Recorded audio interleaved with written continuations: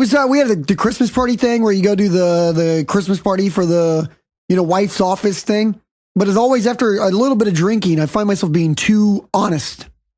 And so by the end of it, I'm telling stories about my anxiety and my nut house trip, which is a common good one I like to pull out, about really getting into the details about things like our personal life and fights we've been in and revealing things that are uncomfortable. Generally just complete strangers to you.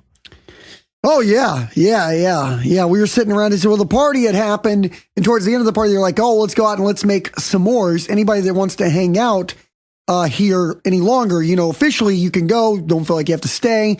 But we'll go sit around the fire and make s'mores. And we'll pass around some bottles of wine and it'll be nice and everybody's cool. By the end of it, I'm like Captain Morgan. I'm standing up with my foot around the fire pit, my hands on my hips. And I'm telling stories and I'm talking about how every personal detail you can imagine, vicious fights. And then I'm pointing at people and telling people, I said at some point, I pointed at a lady and I said, you got kids? And she's like, I got kids. I was like, one. She said two. I said, you got one boy, one girl, two boys, two girls, one girl, one boy. I said, what do you got? I gave her all the options. And she's like, well, I got two boys. I said, did you want them? One of them is a dragon. And then I got I got this look though, because I was like, are you happy that you got boys? Because I was basically asking her, were you disappointed by the gender of your children? And then apparently I said to the dad like 5 times, were you happy with the boys? Were you happy with the boys? Were you happy with the boys? Right. And at some point somebody cut me off and said, hey, you got to stop talking to these people. I generally make your wife very just uncomfortable. Sitting there and watching you do this? She did. I think she didn't quite, the Kraken had been unleashed and wasn't quite sure how to put the Kraken back in the box. So it was some laughter, some uncomfortable laughter, some real genuine laughter, and then some moments of please stop kind of sprinkled in throughout the, course of the thing. This seems to be a trend of yours though. Anytime you go out with a family function, you tend to, what's that? You tend to rabble rouse. Oh, I'm a big rabble rouser. It's what I do. It's part of what I do. And, it got crazy. It got a little weird. Any Satan or North Korean? No, I didn't do Hell Satan. I didn't do any Hell Satan. I got into a discussion about metal hangers versus plastic hangers. That was my big riveting. So well, hold on. Okay, you son of a bitch. I have this theory when I go into social functions where you find a thing that you can repeat to like 400 people, so that you for every small encounter that you have, because you have a bunch of them, you have a way to kind of get into the in and out quickly. That way Monday morning when they're all back at work, they're like, do you remember what's her name's husband? Did he talk to you about wired hangers? Yeah, he talked to me about wire hangers. That guy really has a wire hanger thing. Well, my thing is, I believe that the genders see hangers differently. I believe that men are wire hanger people.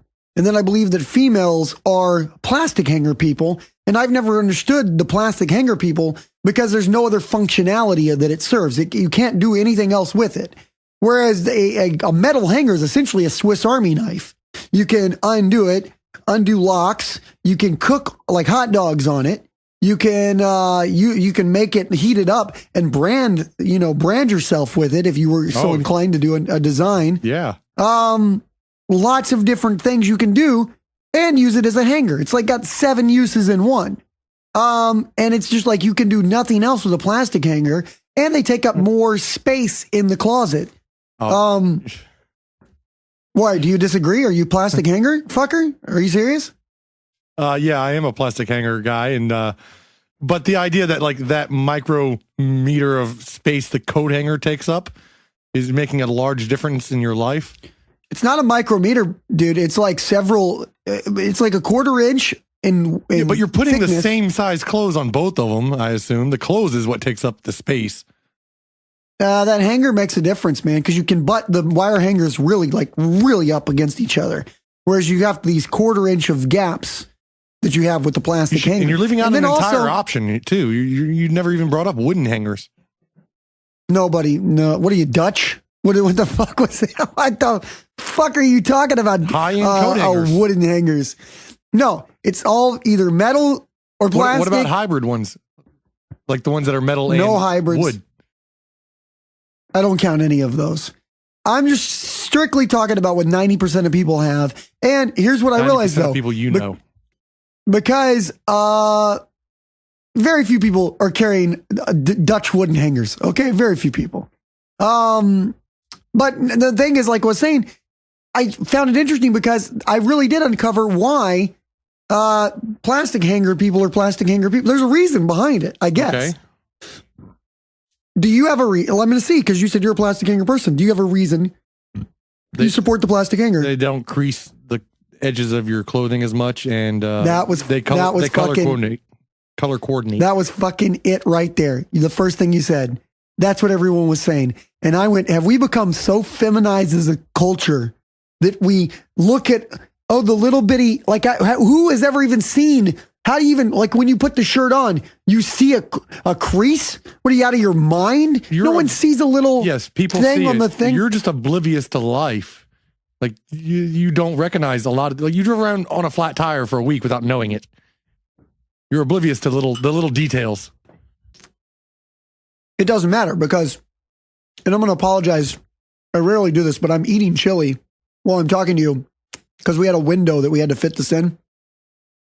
So unfortunately, there's going to be mouth noises. That's also lunchtime? Yeah, lunchtime and podcast time fell in the same gap. I thought you were going to talk longer, so I went to put too big of a scoop of chili in my mouth. All right. So the thing is, though, train wreck. It's not a train wreck. The thing is that no one sees these creases.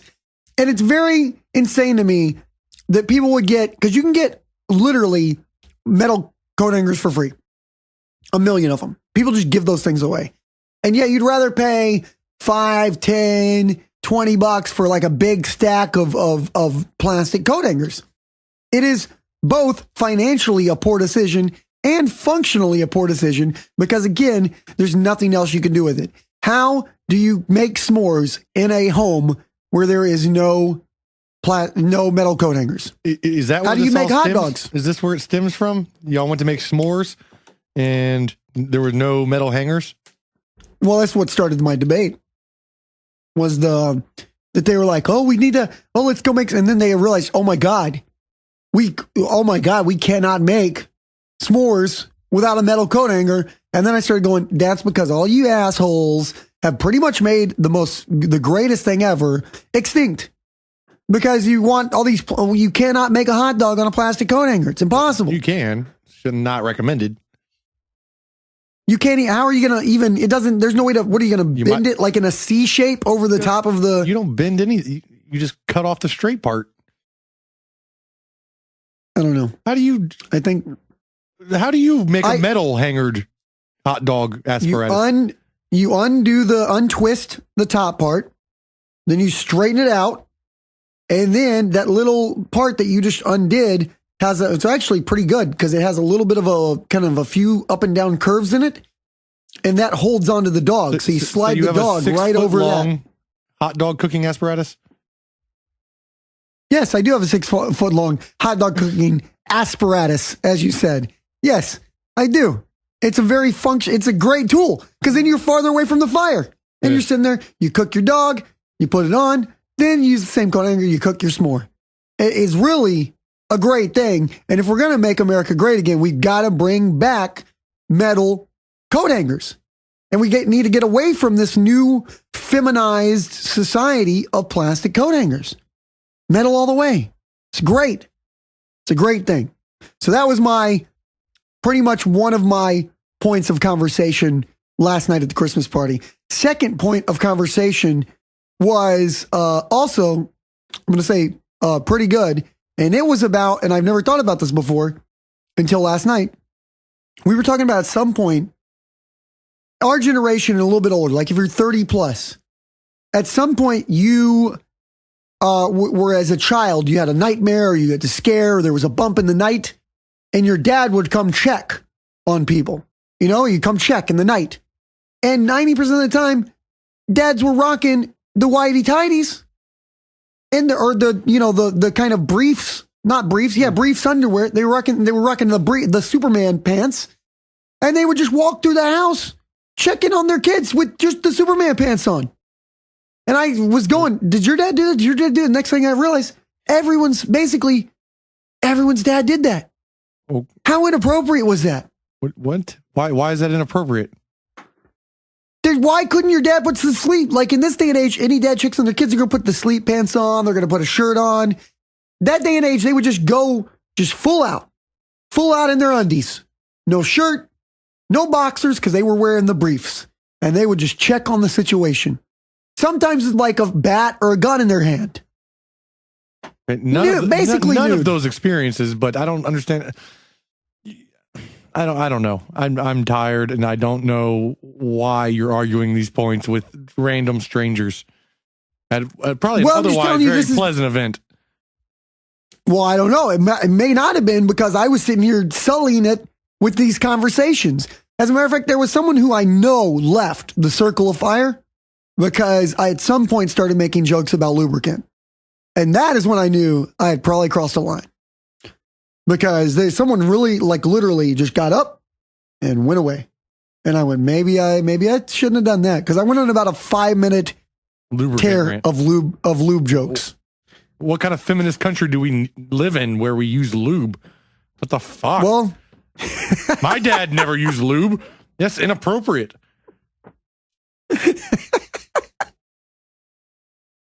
Maybe you have a point. But yeah, so that was and then we were just basically up from that point on until 3 in the morning is when we went to the Denny's. Uncomfortable conversation continued there, and then we ended up wrapping it up. And this morning, the whole Christmas party went to Denny's? No, just the little crew I had ridden out with in the vehicle. And then we know each other quite well, but even with this group of people who we know well, there was some point when my wife was like, this morning, she was like, you don't have to reveal every personal detail about us to everyone. You don't have to do that. You should. And my defense was they were laughing. My asshole. You have to see it. It's an incredible mole. It's huge.